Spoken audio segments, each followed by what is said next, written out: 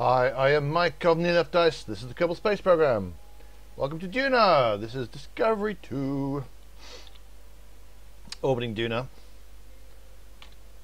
I've done quite a lot of scanning.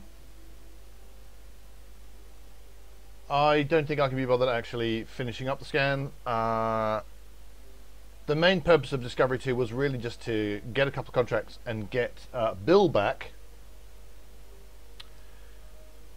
So we're going to do that. Now,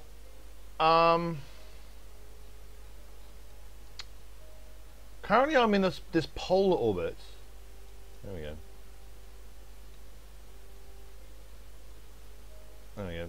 Well, you can only barely see the... Yeah. So, getting back to Kerbin, I think it's going to be a lot easier if I start off in an equatorial orbit.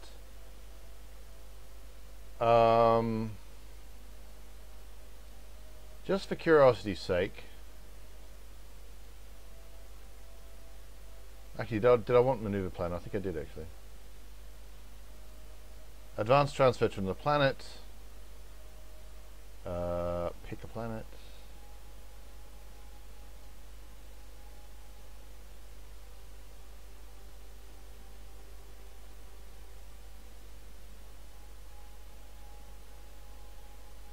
Wow, 380 days away, great.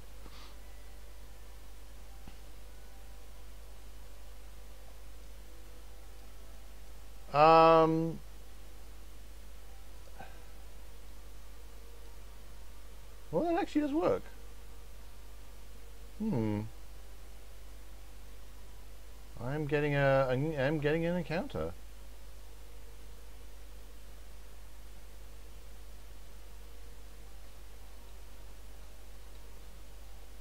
Wow. I am in fact smashing into the planet, which I presumably am going to want to change.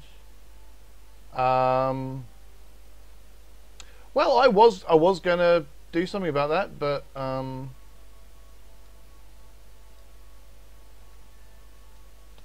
I guess that's going to work then.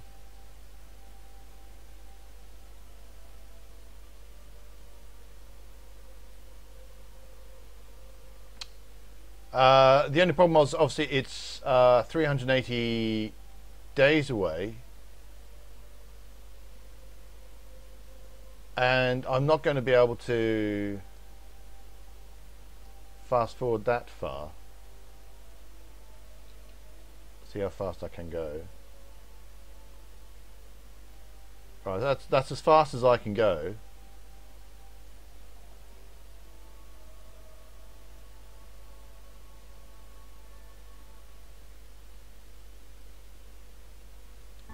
And that's obviously going to take quite a while. Now, where are we?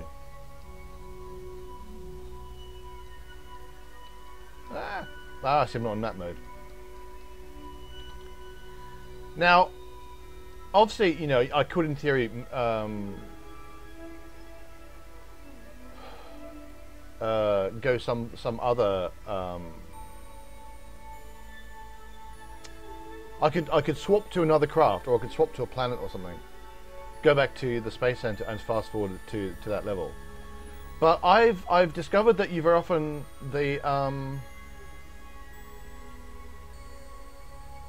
it doesn't necessarily end up with you. You don't get the same encounter. So I'm going to give that a go. Actually, what I'll do is I'll quick save here. Go back this right. Put an alarm in.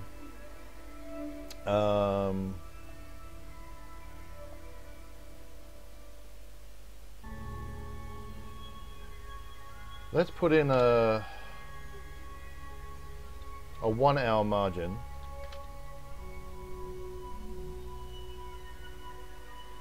Go back to the Space Center.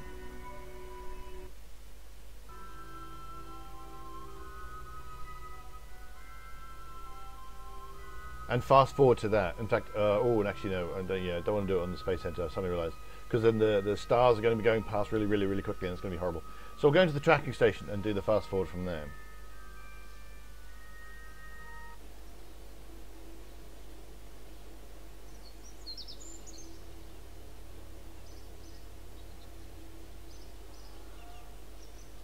Tracking station.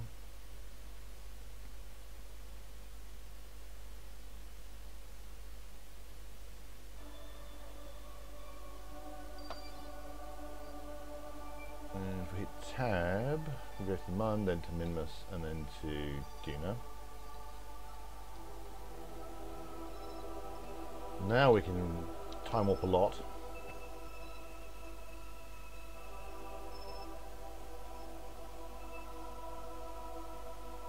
And even that's going to take a while.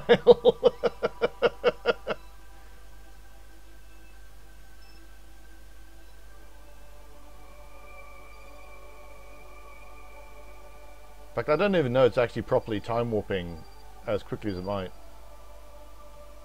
You can see it's kind of stopping and going.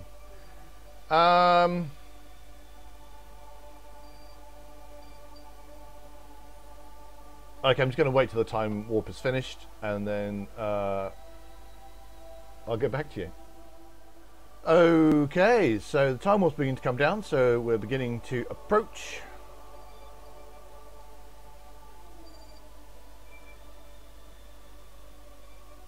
I'm just kind of hoping that nipping away, nipping back again means I haven't completely lost the encounter, because I've had that happen before. If I go away and come back again, presumably it's because it's no longer calculating the physics as exactly, and a lot of things get kind of skipped. I mean, it's not skipped over, but they use slightly less accurate simulation if it's very far away and it's not the main focus. So as we wait for it to wake up. Oh, one benefit is I've got a full altimetry scan now. What is gonna happen?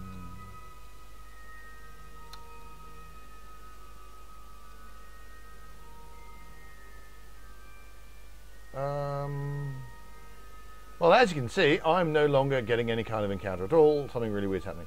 So, remove all nodes.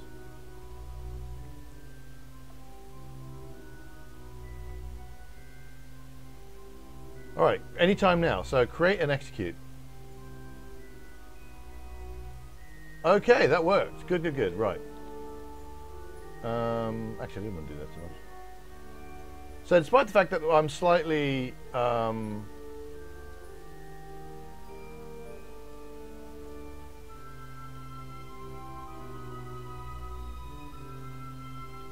yeah, I'm still in, I thought I was going to have to do a fancy schmancy bi-elliptic transfer, because I was, I thought going elliptical, going equatorial would be better, but apparently it's okay with the polar orbit.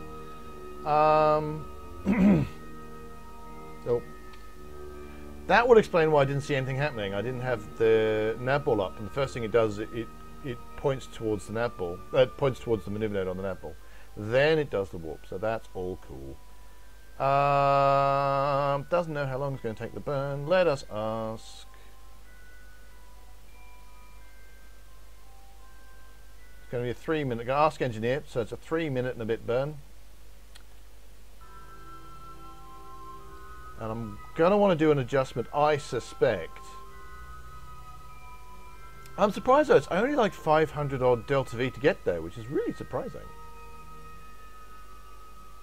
Obviously, I'm going to have to spend a whole bunch of delta V at the other end, so, there's that. How much delta V do we have, actually? Loads. We have loads of delta V. That's how many I've got. Loads.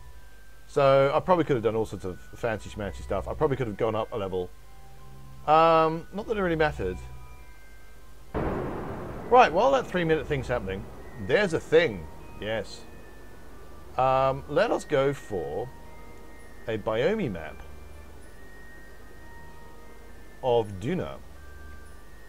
Why a biome map, I hear you ask? Well, because there's a thing that showed up. We'll turn off orbits. We don't need orbits right now. So it's going to have a bit of a think. Look! Anomaly. There is an anomaly. Interesting. There's another anomaly, and there's another anomaly. There are in fact 3 anomalies on Duna. As you can see, I've actually got a nav point for one. I've got a request from Mission Control to send someone to go have a look at that. And rather interestingly, in the contract text, it says I need to put the detail up to high, otherwise I won't see anything. So it's a bit of a meta commentary there.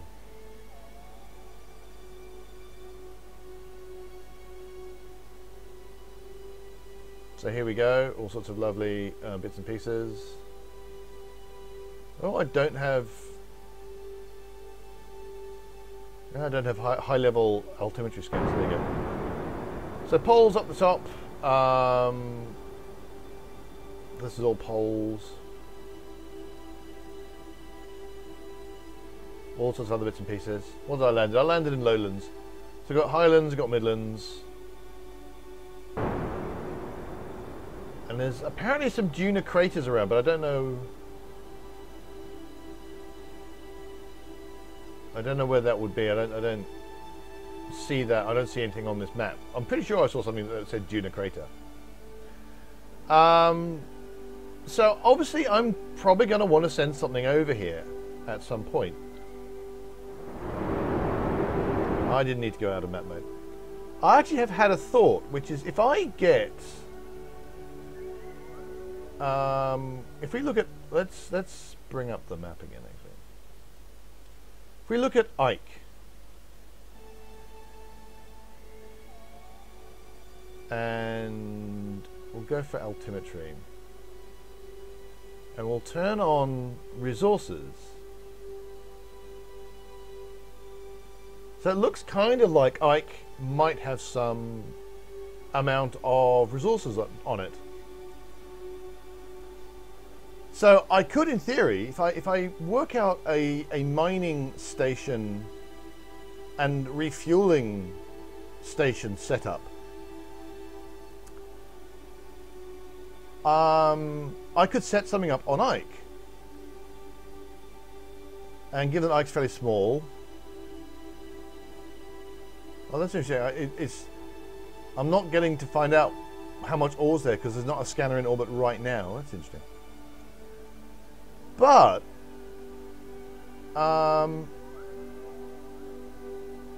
so I've got that. So there's lots of ore available on Ike, looks like.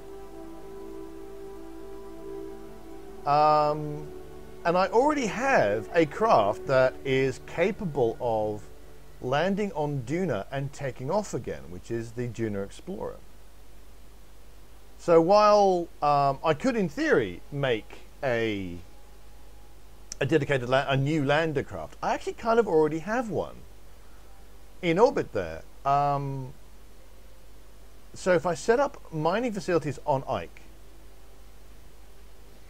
I could send refueling things to that lander, and it can land places, get back into orbit, and so long as I can get an engineer to it, I need like a permanent staff here. I need to get an engineer to it to reset the parachutes, right? So whoever goes down could be a scientist or whatever, and I'll probably want a scientist. As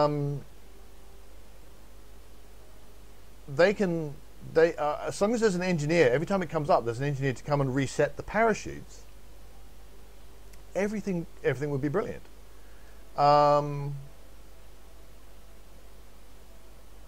So I wouldn't even need to bring a whole new landing craft. I could just... Oh, actually, no, that's not true. That's a complete lie. I've just remembered I've dropped the back end of it.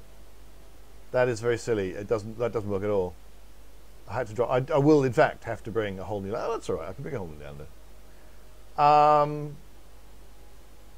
What might be fun instead, then, is to actually bring the Duna Explorer home. If I refuel it from Ike. See, what I could then do... So I can't use the Duna Explorer as I thought I could, because I suddenly remembered that I actually drop the landing, the leg stage. So that's not true. But never mind. Well, so what that means is I've clearly got a few things to do on Duna.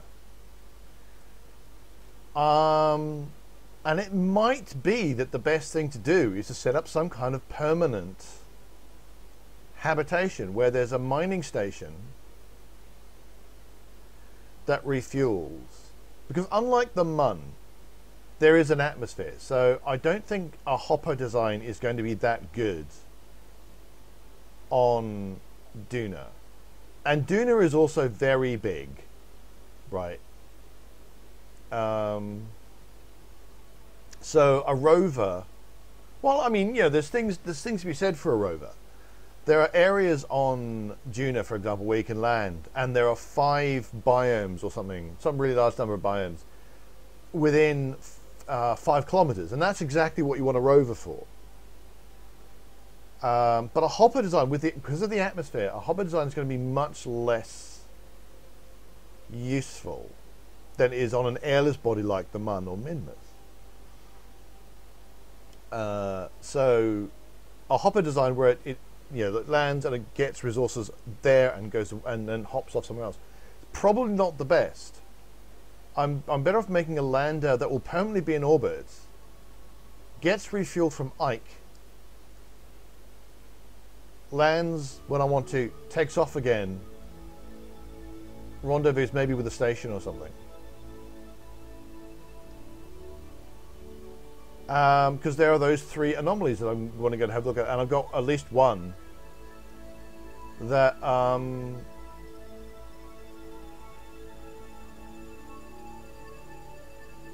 has a contract attached to it, which should be interesting. So I might have to go check that out, and it's going to mean it's going to be slightly less silly because instead of having to, because it's like a full year generally in between launches, and you have to stay a full year because we've just gone almost a full year waiting for this to come back, and that gets a little bit silly. It's year 11, good lord.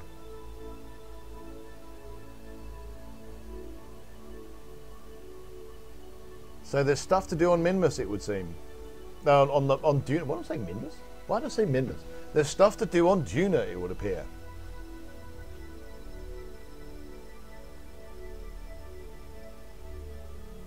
I really was not expecting there to be anomalies out here. I thought all the anomalies had been dealt with, but apparently not.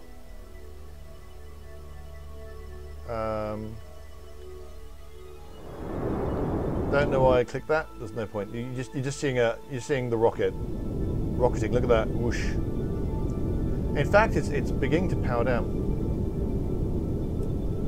Amusingly, I'm going to get a very brief burst of being in the right height for the high-level altimetry scan. So I might get a final, quite nice look at the poles from the high-definition altimetry scan.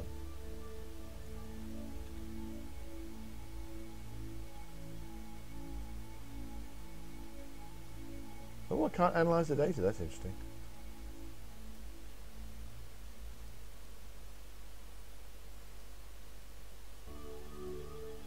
Oh, that's done. It's been done. Oh no, you can't. Yeah, that I would analyze the data from here. Oh, might as well send that off. 45 science is 45 science.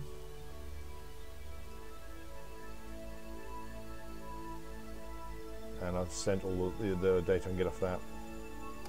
Make sure my gravioli detector is empty just in case.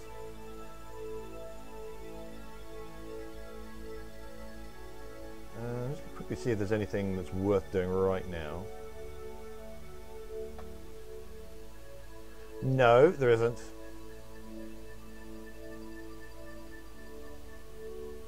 I've got all the things I can. No, it won't be worth it. If I was taking this whole ship back, if I was actually taking that scanner back to Kerbin, it would be worth doing. But I would have to take the data, and because I'm going to be moving to another ship, so that's not worth doing.